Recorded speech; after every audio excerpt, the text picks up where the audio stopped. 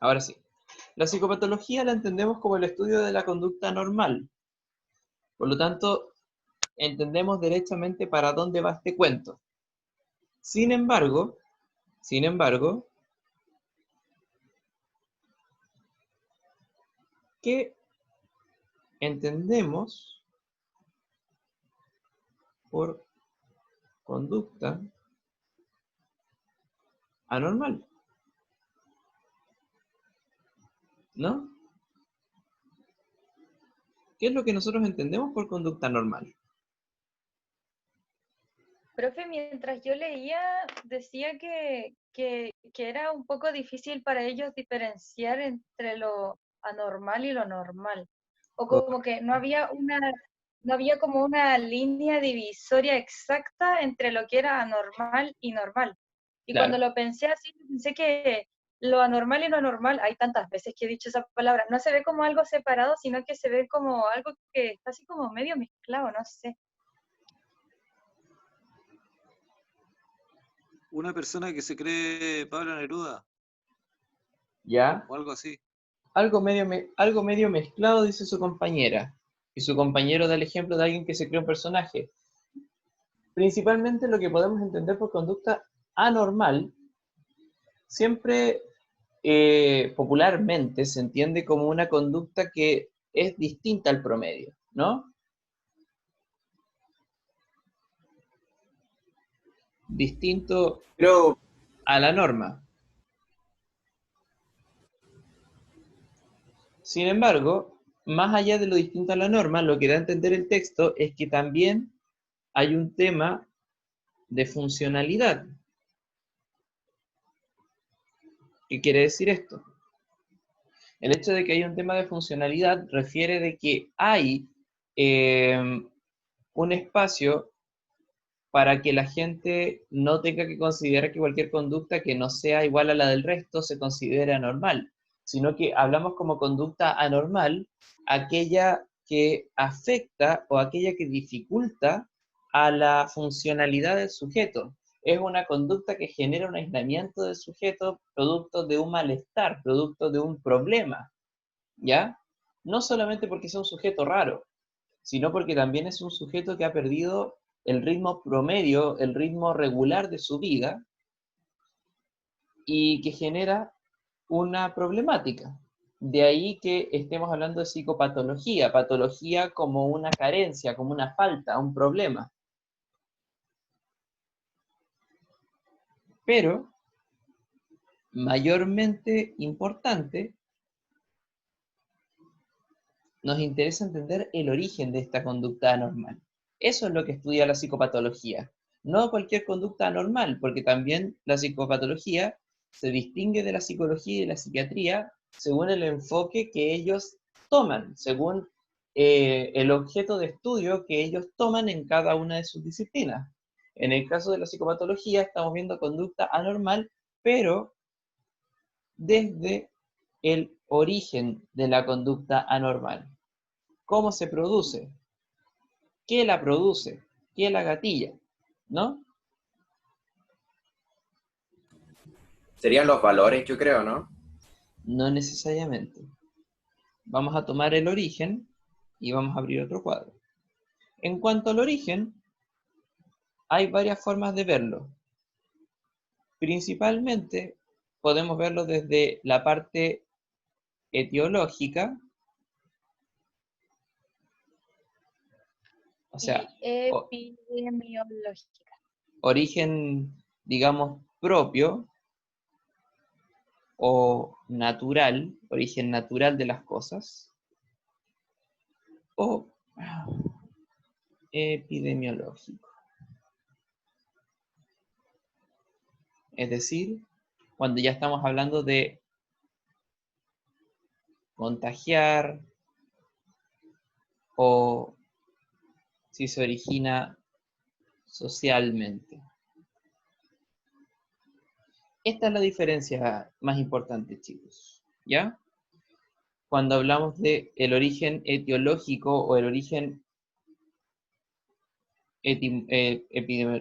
epidemiológico dentro de la conducta normal del sujeto, es principalmente desde este punto de vista, donde el etiológico es como el origen natural, de donde llegó por sí sola la conducta normal, qué es lo que la produjo, y el epidemiológico habla si esta conducta normal se origina a partir de problemas sociales, es decir, si la sociedad a ti te está generando conductas anormales, ya sea por agresión, por aislamiento, por indiferencia o por sobreestimulación, ¿no? Ahí, profe, ahí entran las drogas igual. Sí, por un lado, si te sirve desde el punto de vista eh, de salud, pero psicopatológicamente no necesariamente tiene que ver con el consumo de sustancias. El consumo de sustancias es la razón por la cual tú generas conductas psicopatológicas. Es decir, el consumo de una sustancia a ti te genera como efecto secundario un tipo de comportamiento que puede ser depresivo, puede ser paranoide, puede ser agresivo, puede ser cualquiera de ese tipo. Sin embargo, Pero entra en la epidemiología. no, porque a ver, el origen epidemiológico dentro de lo que tiene que ver con psicopatología te lo está refiriendo como un tema social, Social. Ah, ya. socialmente. Socialmente, por ejemplo, cuando la gente habla de la locura, ¿no? ¿Se puede contagiar la locura? Y antes de la locura, ¿me puedo volver loco? Si yo estoy hablando de que me vuelvo loco, estamos hablando desde el tema del punto de vista etiológico. ¿De dónde se origina la locura? ¿Qué es la locura? ¿Cuál es la naturaleza de la locura? Pero si estamos hablando de un brote de locura, por así decirlo, no es que se diga así, pero en el sentido de que la gente empezaba a referir que las personas empezaban a contagiar de locura, de histeria, de demencia. eh, claro, eso es un punto de vista epidemiológico. Profe, y eso de, por ejemplo, de lo epidemiológico sería lo que estamos viviendo ahora, por ejemplo, cuando empezaron con lo del COVID y que dijeron que y como que todos se empezaron a poner súper paranoicos, ¿eso se incluiría como ejemplo válido o no? Perfecto ejemplo. Claro, la histeria colectiva generada por la pandemia es un ejemplo sobre un origen epidemiológico de una conducta normal, porque no es precisamente por la presencia del virus que la gente empieza a comprar como si el mundo se fuera a acabar, o empiezan a abarrotar un carro con desinfectante en lugar de cosas básicas, sino que es la conducta que se empieza a imitar, que se empieza a verificar desde el otro, donde tú ves que la otra persona empieza a prepararse como si no hubiese un mañana. Dicha, dicha paranoia, dicha, dicho temor, empieza a verse cada vez más contagiado en el sentido de que cada vez más personas se sienten con el temor de no tener recursos, con el temor de no tener provisiones y empieza a generarse estas compras masivas, estas adquisiciones masivas de desinfectantes, alcohol gel, lisoform, toallitas. Después pasamos a la otra área. Se piensa que esto va a ser como el fin del mundo, más un ataque zombie, por lo tanto no va a haber alimento y la gente se empieza a abarrotar de harinas que ni siquiera van a usar para cocinar, sino que es para revender, porque es un producto básico, y así con todos los otros víveres por lo general, y se tienen que tomar restricciones como por ejemplo no poder llevar más de 5 productos de tal tipo, de tal tipo y de tal tipo, ¿no? O, por ejemplo, el origen epidemiológico de la agresividad, independiente de que esté o no justificado todo lo que hemos visto en el último tiempo, los saqueos, las agresiones, la violencia, todo lo que está relacionado con la agresividad parte de una persona indignada y se convierte en una multitud indignada, que no reacciona simplemente refiriendo su indignación, la hacen notar, con actos de destrucción, con actos de agresividad, ¿no? Entonces, en base a esto mismo, nuestra diferencia Por ejemplo, tenemos psicopatología,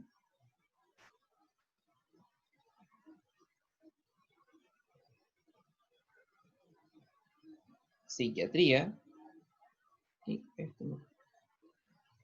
psicología.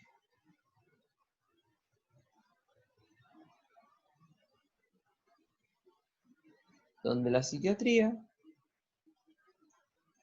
lo ves desde el punto de vista médico, es decir, desde el punto de vista físico, el psiquiatra te evalúa, te analiza y verifica qué síntomas físicos te generan conductas anormales y por ende te receta un psicofármaco, ¿no? Una pastillita. La psicopatología tiene un fin experimental, investigación. La investigación de la psicopatología nos permite entender el funcionamiento o el actuar de estas dos áreas. Y la psicología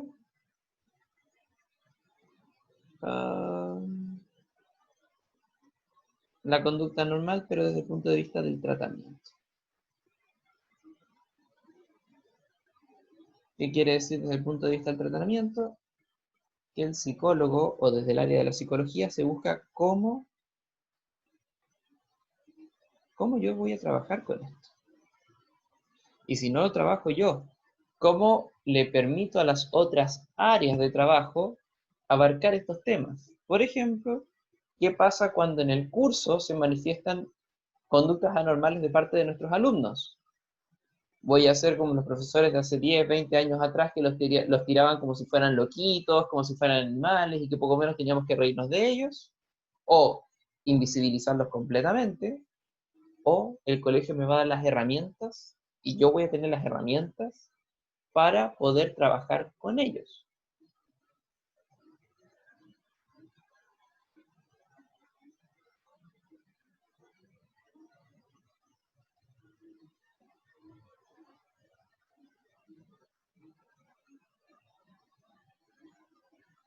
Esa es la principal diferencia entre estas tres áreas. Aparte que desde acá lo vemos desde el área psicosocial. ¿En qué sentido? Profe, perdón, ¿esto es pregunta de prueba, estas diferencias? Es muy probable. Es muy probable. ¿Se podría decir que la diferencia entre todo esto es desde su punto de enfoque? Exactamente, la diferencia entre estas tres disciplinas tiene que ver con su punto de enfoque. Tiene que ver con el objetivo de cada una. ¿Con qué propósito yo les explico esta diferencia? Para no entender que la psicopatología se dedica a estudiar la conducta normal y cómo tratarla. Para nada. La conducta normal simplemente se estudia aquí. No te enseña tratamiento, no te enseña cómo tomarlo en cuenta, no te enseña nada sobre qué hacer. Te enseña origen, síntomas, si tú lo prefieres,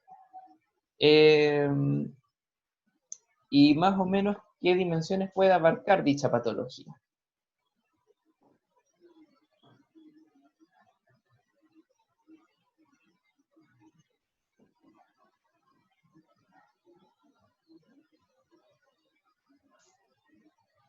Profe, entonces, si la psicopatología solo tiene como un fin experimental y de investigación, ¿eso a quién le sirve? Nuevamente, vuelvo y repito, le sirve a todas las áreas que tengan que trabajar con estos temas. Psicología, medicina, pedagogía, todos los que tenemos que trabajar con personas nos vemos beneficiados con el estudio de la psicopatología y la conducta normal. El día de mañana todos ustedes van a ser profesores, independientes si trabajan con niños, con adolescentes, con adultos o adultos mayores.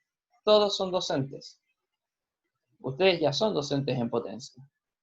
¿Y eso qué significa? Van a trabajar con un sinnúmero de personalidades, con un sinnúmero de niños, de personas, de actitudes, de genios, ni hablar de los apoderados, cada uno con su historia. Entonces no podemos llegar y pensar que todos los podemos trabajar con la misma pinza. Van a haber casos que son excepcionales y nosotros no podemos decir, paso, no pongan a este niño en mi curso. No, no podemos. Tenemos que manejar un conocimiento. Y el conocimiento a mí me sirve primero como mi primer llamado para la integración y me sirve como un paso importante para generar nuevos mecanismos de trabajo. Porque si el niño presenta un problema motor o presenta un problema cognitivo, ¿qué voy a hacer yo? ¿Dejarlo aislado o buscar la manera para que pueda realizar la clase junto al resto de la clase? Tengo que integrarlo a la clase. Si no lo hago yo por iniciativa, el colegio me lo va a pedir. La institución me lo va a pedir. Yo tengo que tener las competencias. Profesor, Ajá. hola, buenas tardes. Quería consultar, eso es cuando en los cursos hay niños con patología integrada, por ejemplo, cuando hay Asperger, Down, ese tipo de cosas, ¿o no? Es un caso, por ejemplo. En sí, los síndromes, las condiciones también no son exactamente como tienes una psicopatología, sino que lo que se te da a entender es que es una condición que va a generar conductas que son distintas a las del resto del curso. Por lo tanto, te obliga a generar nuevas estrategias de intervención. Este es el propósito de la psicopatología. Darte a entender que no toda la gente funciona de la misma manera, no a discriminarlos, sino que tienes que tener preparadas alguna estrategia, algún trabajo, algún tipo de intervención.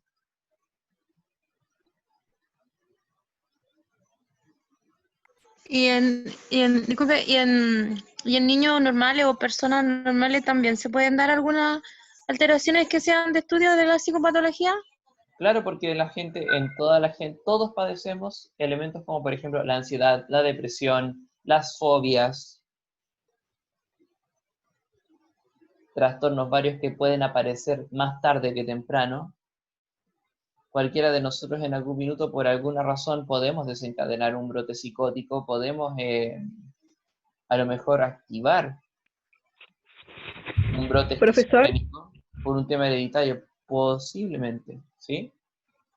profesor, en nuestra área que vamos a trabajar como docente y sobre todo podemos encontrar muchos casos, sobre todo mujeres que tienen trastornos alimenticios, por ejemplo. Eso también es de la psicopatología, porque es Correcto. un trastorno de alimentación y se da mucho en las niñas jóvenes que quieren obtener La psicopatología, mira, la psicopatología habla sobre conducta normal. La conducta normal hoy en día se subdivide en distintas categorías, distintos tipos de patología, las cuales hoy en día están todas clasificadas en manuales de salud mental. Manuales categóricos, manuales de clasificación de temas de salud mental. Eso me va a quedar para la otra clase. Pero lo que te doy a entender, todos los trastornos que ustedes me mencionan acá están dentro de estos manuales, se utilizan para la categorización de la persona y poder, ¿cómo decirlo? Planificar un tratamiento dependiendo de la escuela O el psicológica o la tipo de perspectiva. intervención que pueda llevar a cabo el colegio, si requiere pasar un tipo de integración más especializada, como entrar a pie o no.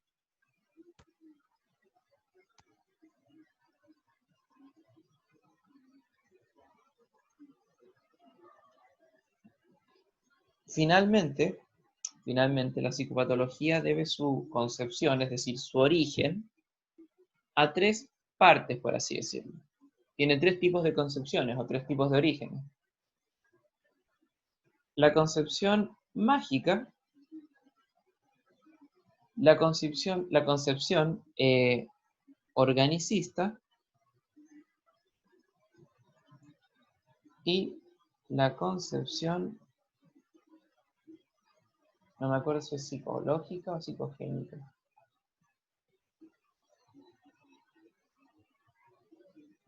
Mm.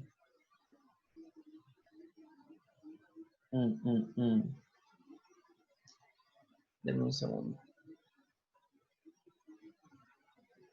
Siempre me enredo en ese punto.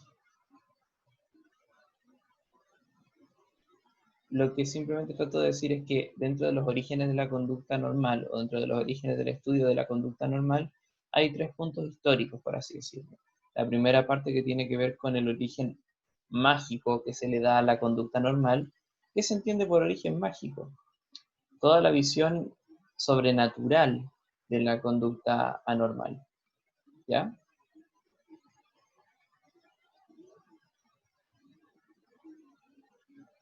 Ujú. Profe, cuando habla de Cogénica. sobrenatural, ¿Mm? ¿qué? La tercera era psicogénica. Ah, ¿Qué me ibas a decir? cuando habla de sobrenatural, ¿puede referirse a cosas así como, no sé, espíritus, fantasmas y cosas así o nada que ver? Correcto.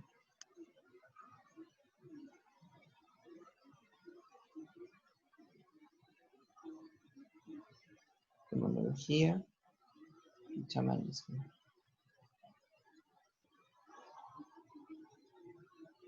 Dentro de la concepción mágica de la conducta normal, se entiende que la humanidad en algún minuto atribuía todo tipo de diferencia, todo tipo de trastorno a la presencia de fuerzas sobrenaturales, las cuales se podían concebir desde 2 puntos de vista. Uno era la demonología y el otro era el chamanismo, donde la demonología hace referencia a espíritus perjudiciales, posesiones, demonios, entidades que no otorgaban ningún favor a la persona afectada o a la comunidad afectada. En cambio, el chamanismo hace referencia a toda presencia de conducta anormal ligada a todo aquello que pudiese ser un aporte o todo aquello que fuese un elemento que agregara algo a la persona o a la comunidad. Por ejemplo, aquellos que se consideraron medium en su momento, capaces de entrar en comunión con espíritus elementales y poder brindarle algún apoyo a la tribu, más adelante esta capacidad de, no lo sé, prestidigitación, leer el futuro, todo aquel guía espiritual que uno conociera, si ustedes lo prefieren, también todo tipo de sacerdocio que se puede considerar dentro de las primeras civilizaciones. El libro lo va refiriendo de manera histórica, desde las culturas primitivas con los primeros intentos de exorcismo, ¿no? Pasando por sociedades preclásicas, donde ya la cosa va como cambiando un poco. Hay puntos intermedios acá, donde hay un poquito de ambos. Por ejemplo, entre la concepción mágica y la organicista, se empiezan a dar culturas como, por ejemplo, la cultura griega, que habla sobre la presencia de males espirituales, pero ligada también a elementos del cuerpo. No sé si ustedes conocen la teoría de los humores que se da en Grecia.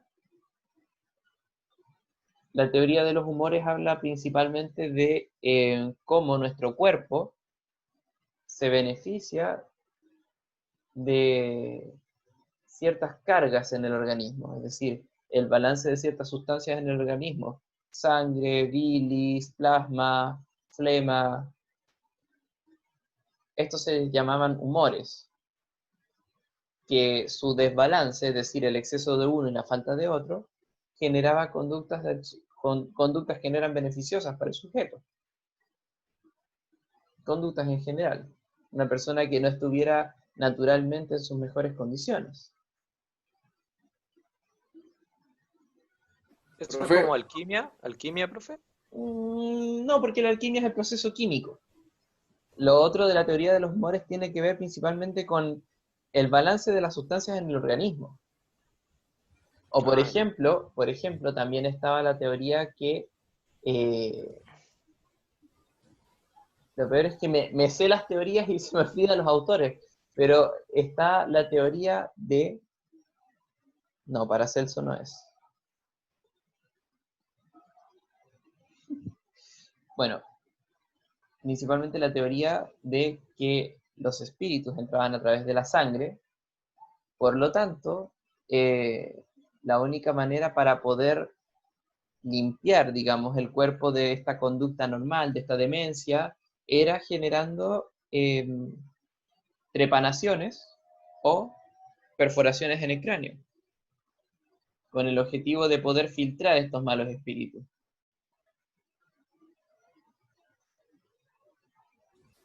Profe, ¿Mm? en el lado del chamanismo vendrían entrando las religiones. Correcto, correcto. El chamanismo hace referencia a toda potencia espiritual y por ende podemos hablar de toda religión. Obviamente la religión cristiana queda un poco de lado, pero no se descarta, porque de todas maneras el cristianismo tiene sus prácticas, como por ejemplo el catolicismo con los exorcismos, con el ritual romano. Pero, eh, claro, va más que nada ligada a la parte espiritual. Por ende puede ser espiritual chamánica tribu, puede ser espiritual eh, religión más contemporánea, por así decirlo. Está ligada a la parte espiritual. De hecho, hoy en día todavía podríamos considerar dentro de las religiones la concepción mágica de conducta normal, porque desde cualquier religión, independiente del credo, van a hablar de un problema que tiene a tu espíritu, a tu alma, inquieta. Ya sea por un desacuerdo con los designios divinos, ya sea por estar faltando a la cábala, ya sea por estar faltando al equilibrio de los elementos, lo que valga en tu creencia personal. Toda religión tiene referencias a lo que tiene que ver con el balance y el desbalance del sujeto, y por ende las conductas que va a manifestar.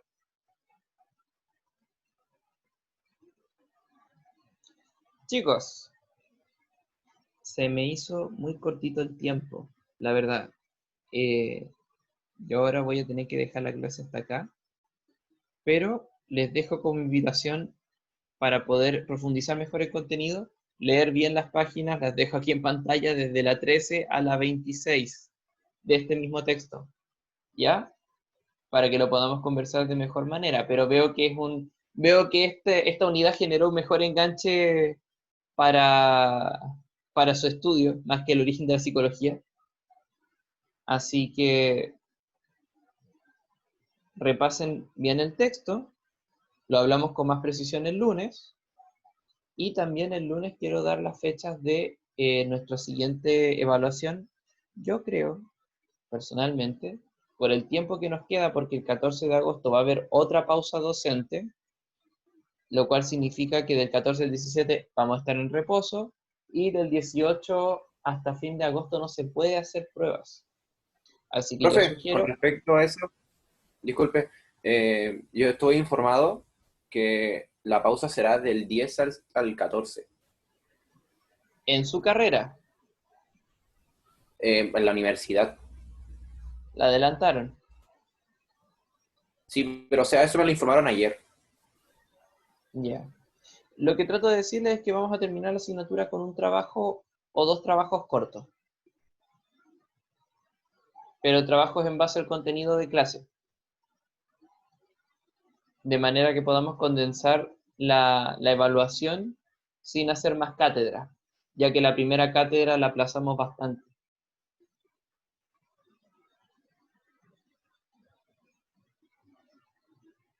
Profe, profe, entonces la prueba esta va a ser, de esta materia va a ser Va a ser un trabajo una prueba probablemente. o va a ser un Va trabajo? a ser Un un trabajo. trabajo. Ah, ya.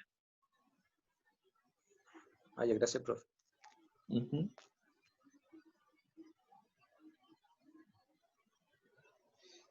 Entonces, chicos, lo dejamos hasta acá el día de hoy y el día lunes profundizamos más el texto y agregamos los toques que nos faltan. ¿Estamos? Sí, profe. Sí, profe. Sí, Ya, profe. profe. Ya. Esta clase la va a subir a intranet. Sí. Creo que cuando uno graba los compartir pantalla sale todo lo rayado, todo lo hecho, así que la explicación está. Y es contenido nuevo, así que esto va a intranet.